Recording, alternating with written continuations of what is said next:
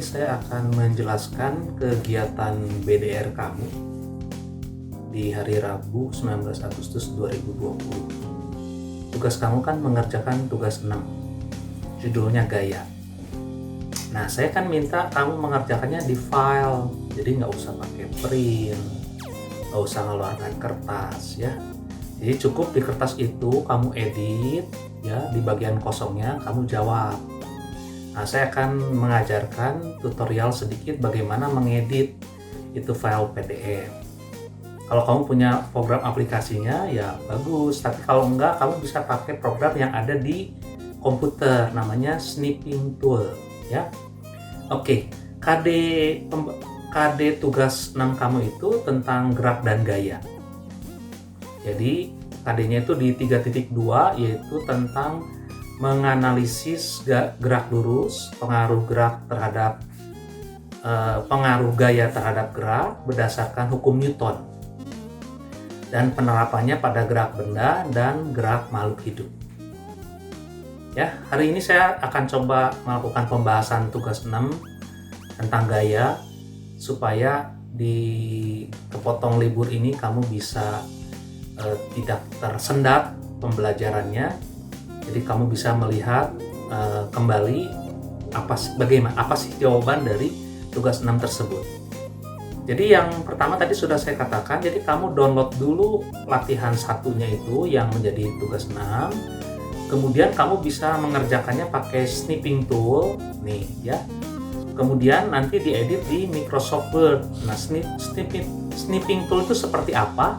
Nah, di sini saya tunjukkan. Jadi Snipping Tool ini bisa memotong file ya. Nanti hasil potongannya bisa kamu tempelkan di Word. Nanti di Word kamu tinggal tulis jawabannya. Nah, ini contoh Snipping Tool. Itu di semua komputer pasti ada. Kamu nggak usah khawatir ya. Belajar untuk memotong ini yang sederhana dulu. Kemudian jawaban dari nomor 1. Contoh dari gaya sentuh. Apa gaya sentuh? Gaya otot misalnya. Gaya pegas, gaya gesek, gaya mesin, gaya tarik, gaya dorong, dan masih banyak lagi. Cukuplah kamu bisa menyebutkan 3 buah saja ya. Yang kedua, sebutkan contoh dari gaya tak sentuh. Gaya tak sentuh itu adalah gaya gravitasi ya. Bagaimana buah bisa jatuh dari pohonnya. Kemudian ada gaya listrik. Hati-hati, gaya listrik itu bisa tarik menarik, tolak menolak.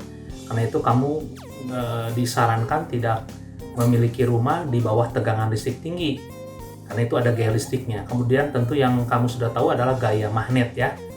Magnet itu bisa menarik benda-benda lain tanpa sentuhan. Kemudian yang ketiga, berat benda di bumi beratnya 49 Newton, percepatan gravitasi bumi 9,8 meter per detik kuadrat, gaya tarik maksudnya, dan percepatan gravitasi bulan itu 1,6 meter per detik kuadrat. Jadi kira-kira 1/6 kali gaya tarik di bulan itu lebih kecil dibanding di bumi. Tentukan massa benda. Nah, di slide PPT itu kamu bisa mencari bahwa massa itu sama saja dengan berat dibagi gravitasi. Jadi yang A itu jawabannya adalah 49 dibagi 9,8 atau sama dengan 5 kg ya. Dan yang B, massa benda di bulan. Nah, untuk massa kamu harus mengetahui bahwa massa di bulan itu akan selalu sama dengan massa di bumi dimanapun juga berada ya. Jadi sama saja dengan nilai 5 kilo. Kemudian berat benda di bulan. Berat benda di bulan itu cara mencarinya seperti tadi, massa dikali dengan gravitasi. Nah, massanya kan 5 kilo dikali 1,6. Jadi menjadi berapa itu? 8 Newton ya, betul ya. Berikutnya nomor 4. Nah, ini adalah bumi kita. Jadi ada 4 buah benda, 1, 2, 3, 4 berada di permukaan bumi. Yang satu ada di kutub, yang lain ada di antaranya, ya. Kemudian yang lain lagi ada tepat di khatulistiwa. Pertanyaannya, benda manakah yang memiliki berat yang paling besar? Nah, jawabannya benda yang memiliki berat paling besar itu adalah yang di kutub, ya. Kenapa? Karena gravitasi di kutub itu lebih besar dibanding dengan gravitasi di tempat lain di bumi ya, khususnya di khatulistiwa. Kemudian yang B, benda manakah yang memiliki berat yang paling kecil? Nah, tentu berat yang paling kecil itu berada di khatulistiwa. Kenapa? Karena besar gravitasi itu berbanding terbalik kuadrat dengan jari-jari bumi. Jadi kalau jari-jarinya semakin besar, maka gravitasinya itu akan semakin kecil. Nah, kalau kamu lihat bumi kita itu tidak tepat bulat ya, tapi dia berbentuk memipih begitu. Kayak bola rugby gitu. Ya. Jadi dia tidak benar-benar bulat, tapi di kedua ujungnya itu pepat. Pepat tahu ya, agak gepeng di kutub utara dan kutub selatannya.